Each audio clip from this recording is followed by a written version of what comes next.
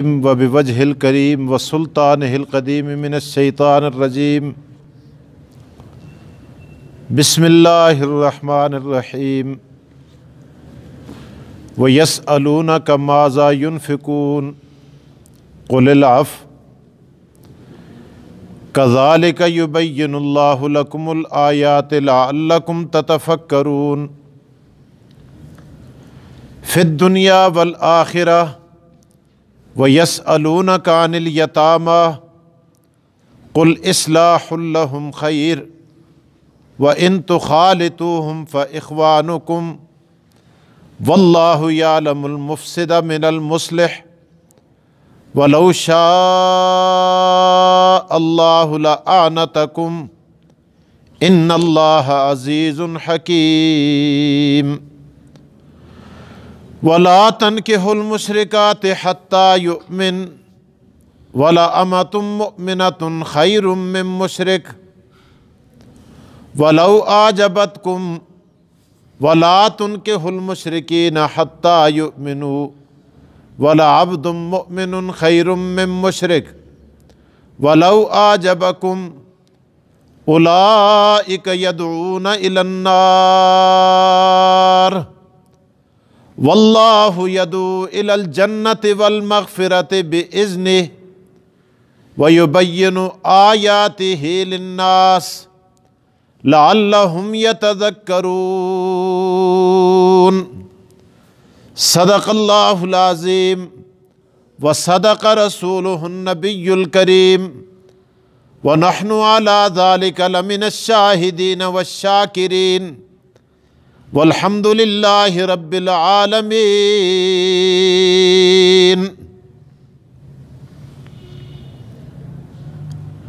وَيَسْأَلُونَكَ مَاذَا يُنْفِقُونَ، اور آپ سے پوچھتے ہیں ماذا ينفقون، کیا خرچ کریں؟ قُلِ الْعَفْوَ، فرما دیجئے جو بھی ضرورت سے زیادہ ہو اسے خرچ کر دو۔ كَذَلِكَ يُبَيِّنُ اللَّهُ، اسی طرح بیان کرتا ہے اللہ تعالیٰ، لَكُمُ الْآيَاتِ، تمہارے لیے آیتیں، لَعَلَّكُمْ تَتَفَكَّرُونَ، تاکہ تم غور کرو۔ فِي الدُّنْيَا وَالْآخِرَةِ، دنیا اور آخرت میں۔ وَيَسْأَلُونَكَ عَنِ الْيَتَامَى، اور آپ سے سوال کرتے ہیں، پوچھتے ہیں یتیموں کے حقوق کے بارے میں۔ قل، اے میرے پیغمبر فرما دیجئے، اصلاح لہم خیر، یتیموں کی اصلاح کرنا بہتر ہے۔ وَإِن تُخَالِطُوهُمْ فَإِخْوَانُكُمْ، اگر وہ تمہارے ساتھ مل جل کے رہیں تو تمہارے بھائی ہیں یتیم۔ وَاللَّهُ يَعْلَمُ الْمُفْسِدَ مِنَ الْمُصْلِحِ، اللہ جانتا ہے فسادیوں سے اصلاح کرنے والوں کو۔ وَلَوْ شَاءَ اللَّهُ، اگر اللہ چاہتا، لَأَعْنَتَكُمْ، تمہیں مشقت میں ڈال دیتا۔ اِنَّ اللَّهَ عَزِيزٌ حَكِيمٌ، بے شک اللہ زبردست حکمت والا ہے۔ وَلَا تَنكِحُوا الْمُشْرِكَاتِ حَتَّى يُؤْمِنْ، مت نکاح کرو مشرکہ عورتوں سے یہاں تک کہ وہ مومنہ معاہدہ بن جائیں۔ وَلَأَمَةٌ مُؤْمِنَةٌ خَيْرٌ مِّن مُشْرِكَةٍ، ایمان والی باندی، مومنہ باندی مشرکہ عورت سے بہتر ہے۔ وَلَوْ أَعْجَبَتْكُمْ، اگرچہ یہ بات تمہیں عجیب لگے۔ وَلَا تَنكِحُوا الْمُشْرِكِينَ، وَلَا تُنكِحُوا الْمُشْرِكِينَ، اور مت نکاح کرو مشرک مردوں سے، ایمان والی عورتوں کو خطاب ہے۔ حَتَّى يُؤْمِنُوا، یہاں تک کہ وہ مرد مومن بن جائیں۔ وَلَعَبْدٌ مُؤْمِنٌ، مومن غلام، ایمان والا غلام، خیر من مشرک، بہتر ہے مشرک مرد سے، ولو اعجبکم، اگرچہ یہ بات تمہیں عجیب لگے، اولئک یدعون الی النار، یہ مشرک لوگ دعوت دیتے ہیں، تمہیں ہانک رہے ہیں آگ کی طرف، واللہ یدعو الی الجنۃ والمغفرہ، اللہ تمہیں بلا رہا ہے جنت اور بخشش کی طرف، بِإِذْنِهِ، اپنے حکم سے، وَيُبَيِّنُ آیَاتِهِ لِلنَّاسِ، اور وہ بیان کرتا ہے کھول کھول کر اپنی آیتیں لوگوں کے لیے، لَعَلَّهُمْ يَتَذَكَّرُونَ، تاکہ وہ انہیں یاد رکھیں۔ قرآن کریم کی آیات مطہرہ، آیات مبارکہ اور ان کا ترجمہ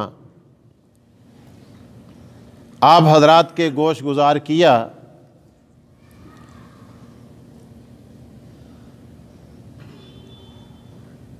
کل کی آیات کے اندر جوئے اور شراب کے مفاسد کا ذکر تھا کہ یہ دونوں چیزیں کتنی بری ہیں اور انسان کو کہاں سے کہاں پہنچا دیتی ہیں،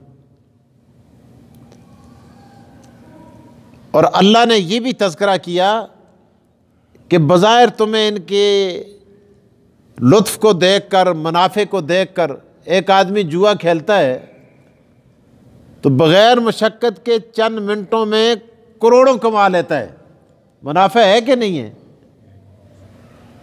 یعنی منافع ہے، لیکن اللہ تعالیٰ فرماتے ہیں کہ یہ لت جب پڑ جاتی ہے نا تو پھر ایک وقت وہ آتا ہے کہ گھر کا سارا ساز و سامان بھی بک جاتا ہے۔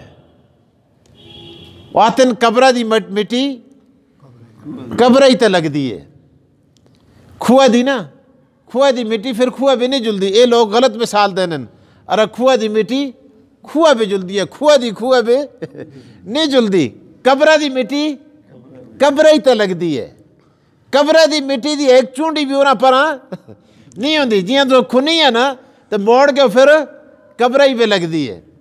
تو جوئے دا جڑا کمائے دا مال ہوندہ ہے نا وہ سارا وہ اسی طرح پھر ضائع ہو جاتا ہے، تباہ ہو جاتا ہے اور گناہ مفت میں ملتا ہے۔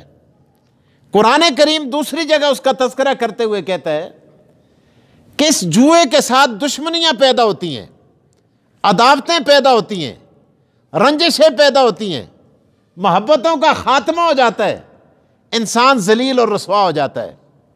شراب بھی یہی کچھ کرتی ہے اور جوا بھی یہی کچھ کرتا ہے۔ تو بہرحال اگلی آیت، اب یہاں اللہ پاک نے ارشاد فرمایا کہ جس طرح لوگوں کو شراب نوشی کی عادت ہوتی ہے، ان کو مزہ آتا ہے، جوئے کی عادت پڑتی ہے، کھیلتے ہوئے مزہ آتا ہے، اللہ تعالیٰ فرماتے ہیں کہ ان عادات کے بجائے تم اچھی عادتیں کیوں نہیں ڈالتے؟ جس آدمی کو سخاوت کی عادت پڑ جاتی ہے نا تو اس کو پھر اپنا مال غریباں تے بنڈ دیاں مزہ آتا ہے، مزہ آتا ہے، کھلاتے ہوئے مزہ آتا ہے، کسی ننگے کو پہناتے ہوئے مزہ آتا ہے، بھوکے کو دیتے ہوئے مزہ آتا ہے، کسی محتاج کی ضرورت کرتے ہوئے مزہ آتا ہے۔ اللہ فرماتے ہیں اس مزے کو چھوڑو، ذرا اس مزے کا ذائقہ لے کر دیکھ لو کہ اس میں کتنا مزہ ہے۔ تو اللہ تعالیٰ ارشاد فرماتے ہیں، آگے دیکھیے، فرمایا آپ سے سوال ہوتا ہے ماذا ینفقون، کیا خرچ کریں؟ تو خدا سنا کہ اے نہ پوچھو کہ خرچ کراں تے کتنا خرچ کراں، اللہ تعالیٰ نے بات ختم کر دی، کل العف، جو تمہاری ضرورت سے زیادہ ہے وہ زیادہ تمہیں رکھنے کی اجازت نہیں ہے، وہ سارے کا سارا ضرورت مندوں میں بانٹ دو، خرچ کر دو۔ ایک صحابی نے عرض کیا، مسلم شریف کی روایت ہے، نبی اکرم صلی اللہ علیہ وسلم سے پوچھا، یا رسول اللہ میرے پاس ایک دینار ہے، میں کیا کروں؟ نبی علیہ السلام نے ارشاد فرمایا، اس ایک دینار کو اپنے اوپر خرچ کر، اپنی ضروریات پوری کر، کپڑے نہیں ہیں تو کپڑے لے لے، جوتے نہیں ہیں تو جوتے لے لے، ٹوپی نہیں ہے تو ٹوپی لے لے، اپنے اوپر خرچ کر، کھانے کی چیز نہیں ہے تو وہ لے لے۔ اچھا یا رسول اللہ، اب دیکھیں صحابہ کا انداز بھی دیکھیں پوچھنے کا، اللہ کے رسول میرے پاس ایک اور بھی ہے، ایک دینار اور بھی ہے، اس کا کیا کروں؟ حضور علیہ الصلوۃ والسلام نے ارشاد فرمایا اس دینار کو اپنے بچوں پر خرچ کر، بچوں کی ضروریات پوری کر۔ عرض کیا یا رسول اللہ صلی اللہ علیہ وسلم میرے پاس ایک دینار اور بھی ہے، ایک تیسرا دینار بھی ہے۔ نبی علیہ الصلوۃ والسلام نے ارشاد فرمایا اس کو بیوی پر خرچ کر۔ پہلے کو کہاں خرچ کر؟ اپنے اوپر۔ دوسرے کو کہاں خرچ کر؟ بچوں پر۔ تیسرے کو کہاں خرچ کر؟ بیوی پر خرچ کر۔ اب یہ ساری باتیں سننے کے بعد پھر عرض کیا یا رسول اللہ میرے پاس ایک چوتھا دینار بھی ہے۔ حضور علیہ الصلوۃ والسلام نے ارشاد فرمایا کہ پھر تو بہتر سمجھتا ہے کہ تیرے معاشرے کے اندر، تیری سوسائٹی میں، تیرے احباب میں، تیرے پڑوس میں، تیری برادری میں کون اس کا زیادہ محتاج ہے، اس کو تو بہتر جانتا ہے، اور جس کو بہتر سمجھے اس کو دے دے۔ نبی علیہ السلام یہ نہیں آخیا کہ چوتھا دینار سنبھال کے بینک میں رکھی، پھر اس چیک بک کو روزانہ ہاتھ ماری، اس کو روزانہ دیکھی۔ نہیں، فرمایا چوتھا دینار کیا کر تو خرچ کر دے۔ اور اسلام نے ہمیں یہ تصور دیا ہے۔ آج جو ہم دولت پہ ایدا بن کے بیٹھے ہوئے ہیں، ہم تو قرض کسی کو پیسے دینے کے لیے تیار نہیں ہیں، بڑے خوش ہوتے ہیں جیب میں رکھ کر۔ تو اسلام ایدا بننے کی اجازت نہیں دیتا کہ آپ دولت پہ ایدا بن کے بیٹھ جائیں۔ فرمایا اس کو خرچ کرو، اس کو تقسیم کرو۔ اور پھر ایک صحابی نے عرض کیا یا رسول اللہ یہ تو ختم ہو جائے گا۔ حضور نے فرمایا پاگل ہو، تمہیں کس نے کہا ختم ہو جائے گا؟ مشکوٰۃ شریف میں حدیث ہے، حضور نے مثال کیا دی؟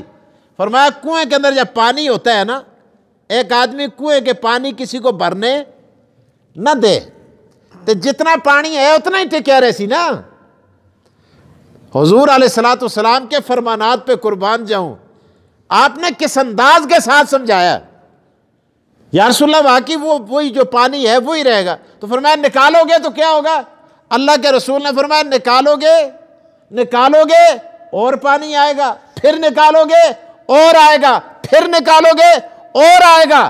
اللہ پاک، اللہ کے رسول صلی اللہ علیہ وسلم نے ارشاد فرمایا خرچ کرتے جاؤ گے اللہ دیتا جائے گا، ہاتھ کھولتے جاؤ گے اللہ دروازے کھولتا جائے گا، ہاتھ بند کر دو گے اللہ پاک بھی بندش فرما دیں گے۔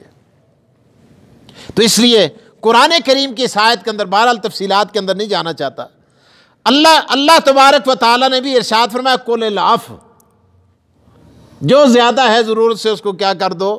خرچ کر دو۔ اور آگے فرمایا کذالک یبین اللہ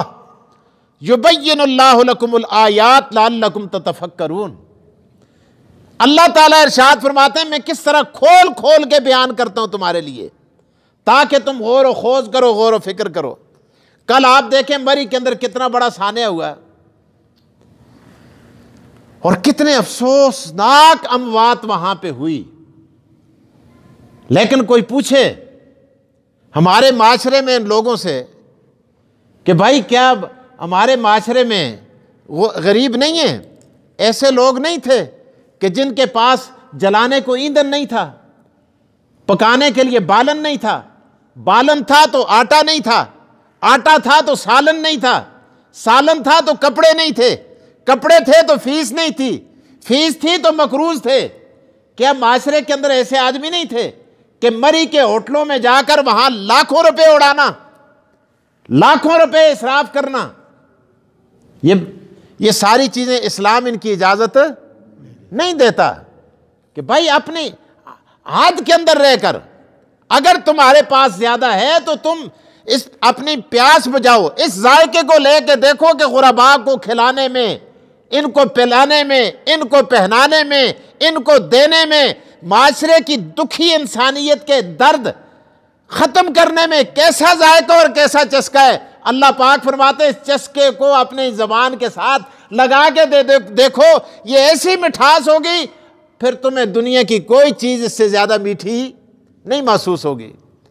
آج دیکھیں وہاں 25,000 ہزار 50,000 ہزار روپے ایک رات کے وہاں گوا کے آ جانا، کتنی عجیب قسم کی بات ہے۔ تو بہرحال اللہ تبارک و تعالیٰ نے قرآن کریم کی ان آیات کے اندر یہ ارشاد فرمایا اور پھر حدیث کے اندر آتا ہے اللہ کے رسول صلی اللہ علیہ وسلم نے ارشاد فرمایا، کسی نے عرض کیا، کسی نے پوچھا کہ جی سب سے زیادہ طاقتور چیز کیا ہے؟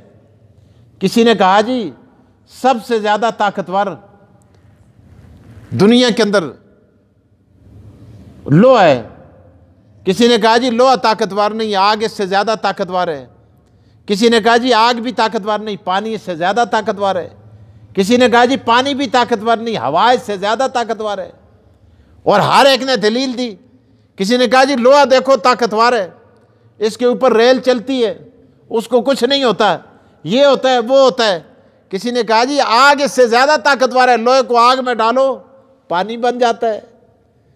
اب پانی، آگ زیادہ طاقتور ہے، آگ پر پانی ڈالا جائے تو آگ کیا ہو جاتی ہے؟ بجھ جاتی ہے۔ کسی نے کہا جی پانی سے زیادہ ہوا طاقتور ہے، ہوا جب آتی ہے تو پانی کا رخ دوسری طرف موڑ دیتی ہے۔ سب نے اپنی اپنی باتیں کی۔ تو پھر کسی کہنے والے نے کہا اللہ کا غصہ سب سے زیادہ طاقتور ہے۔ خدا کا غصہ آگ سے بھی طاقتور، پانی سے بھی طاقتور، لوہے سے بھی طاقتور، ہر چیز سے زیادہ طاقتور ہے۔ اللہ اکبر۔ اللہ کے رسول نے فرمایا، اللہ کے رسول نے ارشاد فرمایا، مومن جب صدقہ کرتا ہے تو یہ صدقہ خدا کے غصے سے بھی طاقتور ہے۔ فرمایا صدقہ جو ہے، فرمایا یہ تطفو غضب الرب، خدا کے غصے کو بھی ٹھنڈا کر کے رکھ دیتا ہے۔ اس سے خدا کا غصہ ٹھنڈا ہو جاتا ہے۔ اب یہ خدا کا غصہ نہیں ہے۔ آپ دیکھیں معاشرے کے اندر بھوکے پیاسے، ننگے، محتاج، معذور، مسکین معاشرے کے اندر ہیں، اور ہم گلچھڑے اڑانے کے لیے کہاں جا رہے ہیں جی؟ کالام جا رہے ہیں، ہم برف کے مزے لینے کے لیے شوگراں جا رہے ہیں، ناران جا رہے ہیں، مری کے ہوٹلوں میں جا رہے ہیں۔ تو یہ تو خدا کو غصہ دلانے والی بات ہے۔ اور پھر جب اللہ کا غصہ آتا ہے تو پھر سینی سکی ساری سڑ دی ہے۔ تو بہرحال اللہ تعالیٰ نے ارشاد فرمایا، دیکھو کل الاف اسی طرح بیان کرتا ہے تمہارے لیے آیتیں تاکہ تم تتفکرون، کیا کرو؟ غور کرو، فکر کرو، فی الدنیا والآخرہ، دنیا میں بھی اور آخرت میں بھی۔ آخرت میں بھی غور کرو کہ اللہ اس کا انعام دنیا میں کیا دیتا ہے، بلائیں دور ہوتی ہیں، آخرت میں کیا دے گا، اللہ کی رضا اور جنت نصیب ہوگی۔ اور آگے فرمایا وَيَسْأَلُونَكَ عَنِ الْيَتَامَى، آپ سے یتیموں کے بارے میں سوال کرتے ہیں۔ یتیموں کے بارے میں سوال کیا کیا حضور علیہ قرآن کریم کے اندر ایک مقام پہ آتے ہیں، اللہ تعالیٰ فرماتے ہیں لا تقربوا مال الیتامى، مال الیتیم، یتیم کے مال کے قریب نہ جانا۔ لوگ ڈر گئے، انہوں نے سنا ہوا یتیم، پاتریا یتیم ہے، خوریا یتیم ہے، کوئی اور رشتہ دار یتیم ہے تو یتیم کنی کر کے رکھ کے دے، خدا سن ڈکے ان دے نیڑے نہ چلو۔ ہوں پکاون کس طرح بچے نین یتیم ہے، نکے یتیم اس کو آخے جلد ہے، بڑھا یتیم نہیں ہوندا، جوان یتیم نہیں ہوندا۔ اج بڑھے تے بالغ دا بھی پے مر گیا تو سرا دا تاڑے کر دے، ہاتھ رکھ کے آختے رہے میں یتیم ہو گیا۔ یتیم اس کو کہتے ہیں جو نابالغ ہو، نابالغ ہو، بچہ ہو، اس کا باپ مر جائے تو وہ کیا ہو جاتا ہے، یتیم کی تعریف اس پہ صادق آتی ہے۔ تو بہرحال تو یتیم لوکاں کنی کر کے دے، علیحدہ کر کے دے، ان دے نیڑے کی کہ خدا سن ڈک کے دے جی آگے ان دے نیڑے نہیں جلنا۔ تو اللہ تعالیٰ نے قرآن کریم کی آیات نازل کی کہ میں اے نہیں آخیا کہ تسی انہاں کو کنی کر چھوڑو، انہاں کو علیحدہ کر کنو۔ اے آخنا دا مطلب یہ ہے، بتانے کا مطلب یہ ہے، یہ آیات کے نزول کا مطلب یہ ہے کہ بھائی ان کا مال کھاؤ نہ، بلکہ یہ اگر تمہارے ساتھ مل کے رہیں، اختلاط رہے، تم ان کی پرورش کرو۔ اگر ان کا مال بھی تمہارے مال کے اندر مکس ہو جائے اور تم سمجھتے ہو کہ میں بھی ان کو کھلا رہا ہوں تو اس میں کوئی حرج کی بات نہیں ہے۔ تو اللہ تعالیٰ نے قرآن کریم کی یہ آیات نازل کی، فرمایا وَيَسْأَلُونَكَ عَنِ الْيَتَامَى، آپ سے پوچھتے ہیں یتیموں کے بارے میں، قُلْ إِصْلَاحٌ لَهُمْ خَيْرٌ، اللہ نے ارشاد فرمایا ان کی اصلاح بہتر ہے۔ وَإِن تُخَالِطُوهُمْ فَإِخْوَانُكُمْ، او خدا کے بندو اگر تمہارے ساتھ مل کے رہیں، ان کو اپنے ساتھ ملا کے رکھو، فَإِخْوَانُكُمْ، یہ تستے کے ہیں نا پرائن، ایک کوئی بارہ دی مخلوق نہیں کہ یتیم ہو گئے تو تسی ہو کنی کنارے کر کے انہوں کو کھڑ کے نہ سٹو۔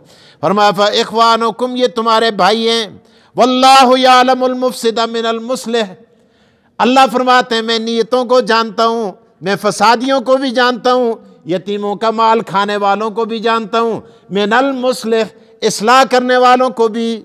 خدا تے میں دعاؤں کو کیا کردا سیاندہ، میں ہی نہیں کہ میں سارا تمڑ بٹ کرل ایک کر کے میں سارے کو سٹ گنسا نہ۔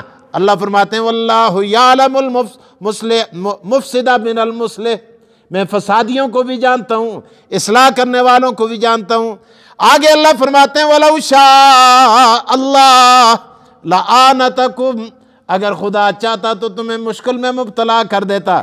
اللہ فرماتے ہیں میں تمہیں مشکل میں مبتلا نہیں کرنا چاہتا، تمہارے ساتھ رل مل کے رہیں۔ واللہ عزیز، ان اللہ عزیز حکیم، بے شک اللہ تعالیٰ زبردست حکمت والا ہے۔ آگے فرمایا وَلَا تَنْكِحُوا الْمُشْرِكَاتِ، یہ آگے دوسرا مسئلہ شروع ہو رہا ہے، کل اگر زندگی رہی۔ وآخر الدعوانا ان الحمد للہ رب العالمین۔